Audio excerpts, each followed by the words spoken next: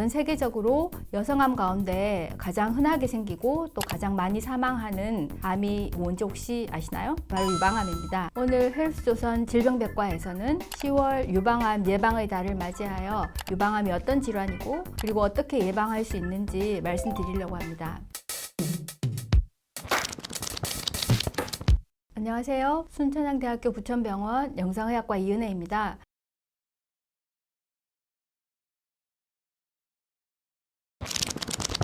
네, 유방암이란 유방에서 생긴 암입니다. 근데 이제 암이라는 거는 보통 정상세포와 다르게 어떤 프로그램을 벗어나서 자기 멋대로 세포가 막 증식하는 거가 암인데요. 그 암이 유방에 생긴 거를 유방암이라고 합니다. 근데 이제 유방암은 이제 한글로는 유방암이지만은 사실 그 타입이 여러 개가 있을 수 있는데 그게 왜 그러냐면 이제 유방을 형성하는 거에는 이제 유선 조직이 있고요. 지지 조직이 있고 그리고 지방 조직이 있어요. 근데 지방 조직에는 암 안 생기고 이제 유선 조직과 지지 조직에서 생길 수 있는데 그 중에서도 유선 조직에서 최고로 많이 생기고 그리고 유선 조직을 구성하는 게 유관이랑 유엽인데 그 중에서도 유관에 압도적으로 많이 생깁니다. 그래서 이제 여러 가지 타입이 있지만은 유방암이라고 하면은 유관에서 생기는 암이다. 그렇게 아시면은 거의 우리나라에서는 한 95% 이상이 이제 유관암이기 때문에 그렇게 이해하시면은 제일 좀 보편적인 개념이 될 것 같습니다.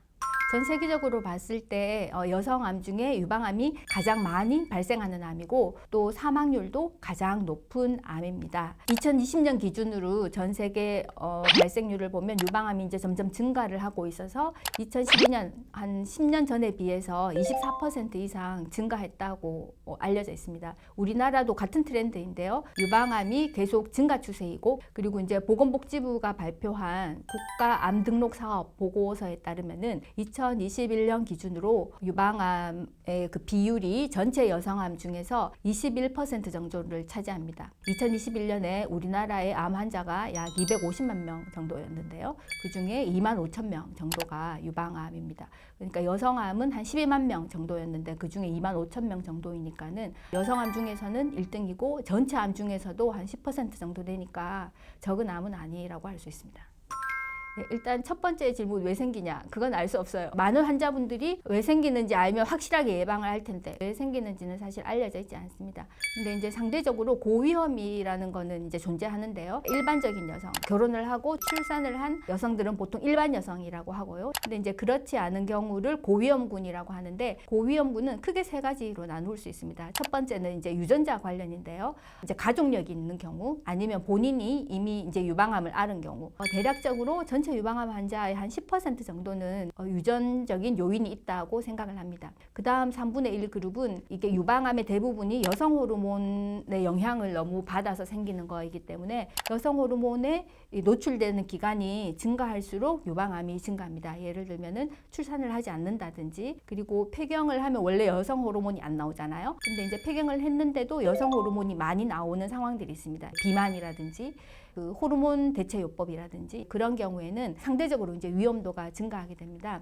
그리고 이제 방사선 노출도 그 위험 인자 중에 하나라고 알려져 있는데 교과서적으로 말하는 방사선 노출은 예전에 이제 치료 방사선 학이 처음 도입되었을 때 임파선암이 경부에 생기는 경우에 경부를 방사선 치료를 하는데 그때는 아주 정밀하게 이렇게 디자인을 할 수 없었기 때문에 유방도 같이 포함이 됐었거든요. 옛날에는 요즘은 그렇게 하지 않지만 그런 경우에 소아 때 임파선암을 방사선 치료 받은 경우에는 그쪽 유방암이 많이 발생하는 걸로 알려져 있었습니다. 근데 이제 요즘은 그런 식으로 치료를 하지 않기 때문에 사실 방사선 노출에 대한 위험은 별로 없다고 생각을 하시면 되겠습니다. 일부 여성들은 나 그럼 결혼 안 해서 애도 안 낳는데 나 그럼 유방암 걸리는 거야? 이렇게 생각하실 수 있는데 통계적으로 봤을 때 이 정상적으로 출산을 한 그룹과 그렇지 않고 여성 호르몬에 노출되는 기간이 유의하게 차이가 있는 이 두 그룹이 있을 때 이 그룹을 비교했을 때 이 위험도가 높아진다는 거지 애를 안 낳으면 다 유방암이다 뭐 이런 거는 아닙니다. 그리고 또 우리나라에서 조금 임팩트가 있는 거는요. 이게 같은 유방암인데 동양의 유방암과 서양의 유방암은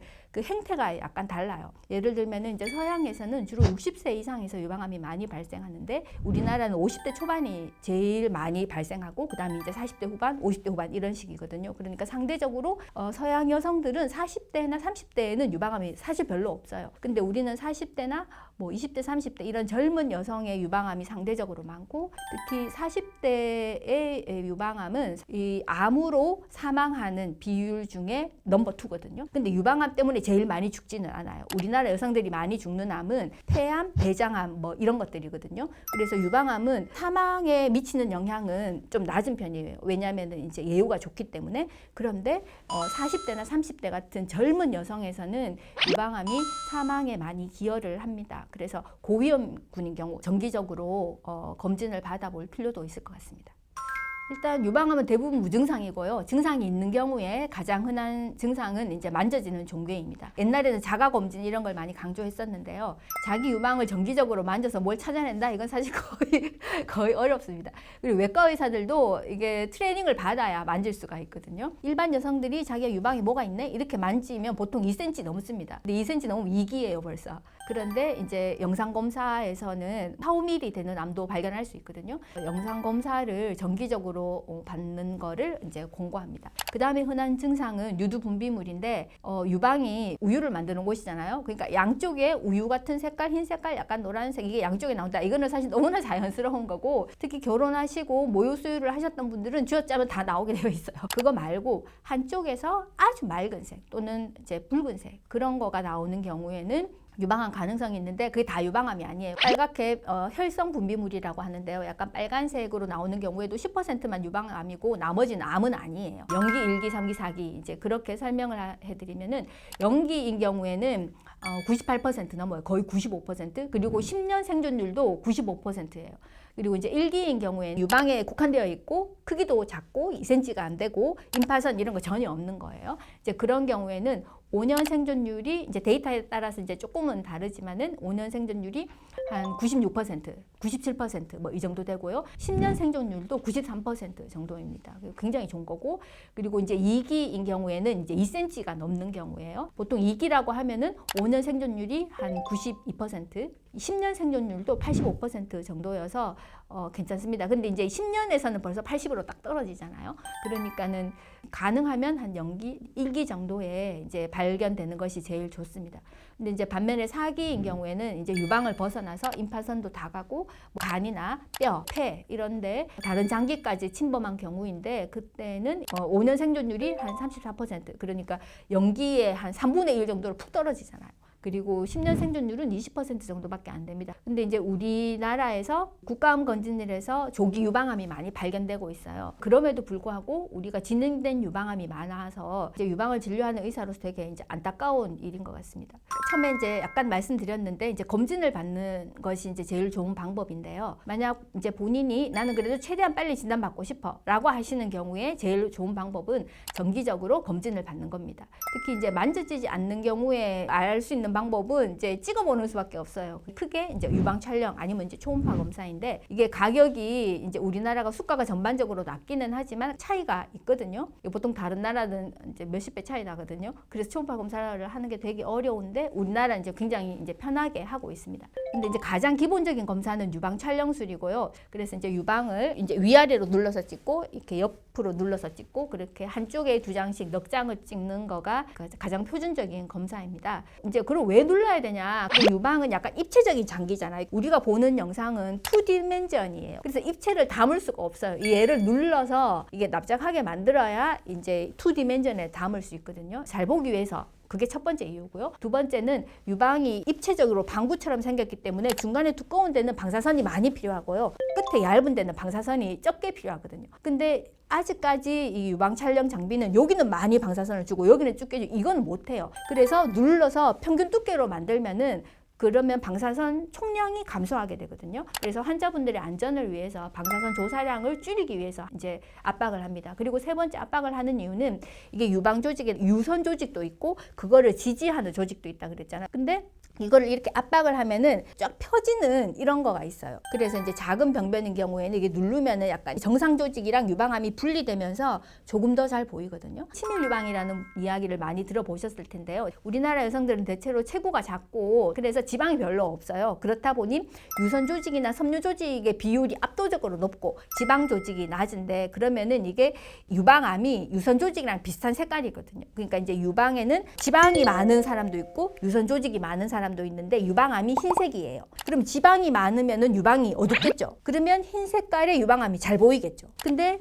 유선 조직이 많으면 또는 섬유 조직이 많으면 유방이 하얘요. 그러면 흰색의 유방암이 잘 안 보이겠죠. 그래서 이런 경우를 치밀 유방이라고 하거든요. 그래서 치밀 유방은 병은 아닙니다. 치밀 유방인 경우에는 유방암을 발견하는 능력이 조금 이제 떨어지는 단점은 있습니다. 그러면 유방 촬영할 때 눌러서 아픈데 잘 보이지도 않으면 그거 그냥 건너뛰면 안 돼요? 이런 생각을 굉장히 많이 하시거든요. 근데 안 되는 이유가 두 가지가 있습니다. 첫 번째 이유는 모든 유방암이 다 종괴가 아니고 미세석회화를 동반하는 암이 한 50% 정도 되거든요. 두 번째는 초음파 검사에서는 미세석회화가 안 보인다는 거. 종괴형 유방암이 덜 잘 보인다는 이유로 유방 촬영을 건너뛰면 이 미세석회화를 발견할 수 없는 거예요. 그리고 검사를 표준화하는 거가 굉장히 어려워요. 그래서 누가 검사하느냐에 따라 똑같은 환자가 누워있는데 실력 있는 의사가 보면은 유방암을 바로 진단할 수 있지만 그렇지 않은 의사가 보면 보고도 이게 암인지 모르는 경우가 많거든요. 그래서 이게 초음파가 유방 촬영을 대체할 수는 없습니다.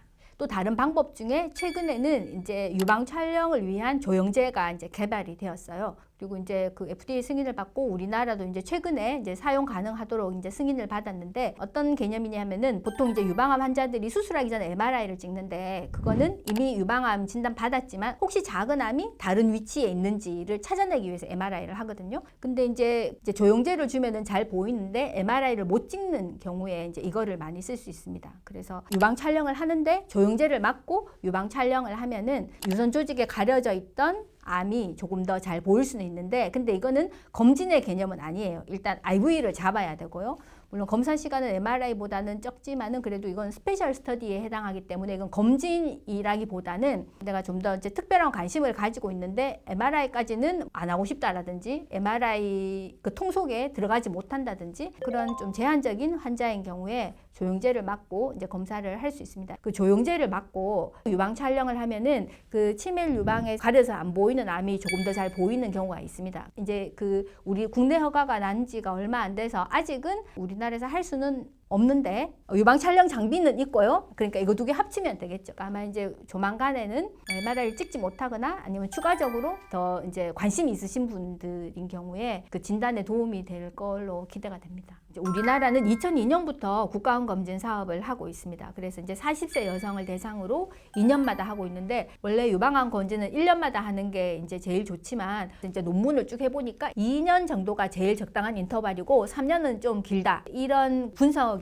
했었습니다. 그래서 40대, 50대, 60대까지 2년마다 유방 촬영을 하는 거가 비용 대비 가장 효과적이다. 이제 이런 결론을 내렸고요. 나는 고위험군이라든지 그런 경우에는 본인이 추가적으로 비용을 지불하고 초음파 검사라든지 아니면 그 유방암을 유발하는 유전자가 있는 경우도 있거든요. 이제 그런 사람들은 MRI 검사를 하기도 합니다. 그렇게 좀 더 디테일하게 하는 경우도 있고요. 내가 이제 고위험군이라든지 아니면 특별히 더 관심이 있다든지 했을 때 이제 조영제를 맞고 유방 촬영을 할 수 있습니다. 이제 유방암 환자들 중에 MRI 못 찍는 사람들이 있어요. 유방암 환자이고 MRI가 필요한데 MRI를 못 찍는 환자들에게 저는 이게 굉장히 도움이 될 수 있는 방법이라고 생각이 됩니다. 검사 시간도 훨씬 짧고 덜 힘들고 이제 그렇거든요. 네, 그런 장점이 있는 것 같습니다.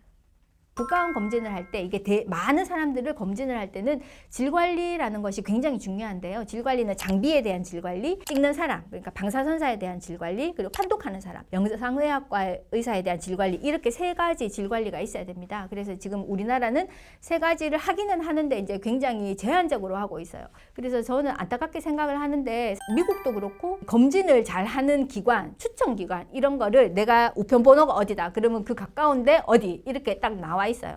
근데 이제 우리나라는 검진기관 평가를 하기는 하는데 그걸 일반인들이 확인을 하기는 좀 어렵고 이제 이런 거를 좀 아시면 좋겠고요. 조기 진단 후에 특별한 예방법은 사실 없다고 해도 마찬가지인데요. 이게 예방이 1차 예방, 2차 예방, 3차 예방이 있는데 1차 예방은 발생하지 않게 하는 건데 그거는 이제 없습니다. 2차 예방을 조금 일찍 이제 발견하는 건데 그게 이제 조기 진단, 검진을 통한 조기 진단이고요. 근데 이제 검진을 통한 조기 진단이라는 측면에서 예방에 도움이 된다고 이제 생각할 수 있는 게 뚱뚱해지지 않는 거예요. 특히 이제 유방암의 대부분은 이제 여성 호르몬, 에스트로겐의 이제 노출을 많이 받는 것과 상관이 있는데 보통 폐경을 하면은 이제 에스트로겐이 안 나와요. 여성 호르몬이 안 나오는데 뚱뚱한 경우에는 지방세포가 에스트로겐 유사 물질을 내거든요.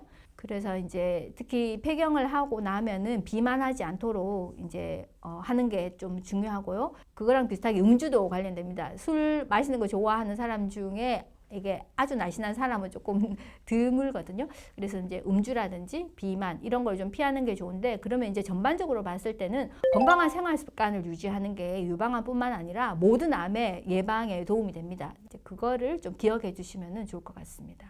본인이 고위험군인 경우, 예를 들어서 언니나 아니면 엄마가 이제 유방암이라든지 이제 이런 식으로 고위험군은 이제 정기적으로 검사를 받는 게 좋겠고, 고위험군이 아닌 일반 사람들은 40세 이상이면은 1년 내지 2년마다 이제 유방 촬영을 받으시는 게 좋겠고, 그리고 유방 촬영에서 이상 소견이 있으면은 외과 선생님을 아니면 이제 유방 전문하는 영상의학과 의사를 찾아가는 것이 제일 이게 단기간에 정확한 진단을 받을 수 있는 거다. 그런 내용으로 말씀드렸습니다. 장시간 시청해 주셔서 감사드리고 만나 뵙게 되어서 반가웠습니다. 혹시 기회가 있으면 다음에 또 만났으면 좋겠습니다. 감사합니다.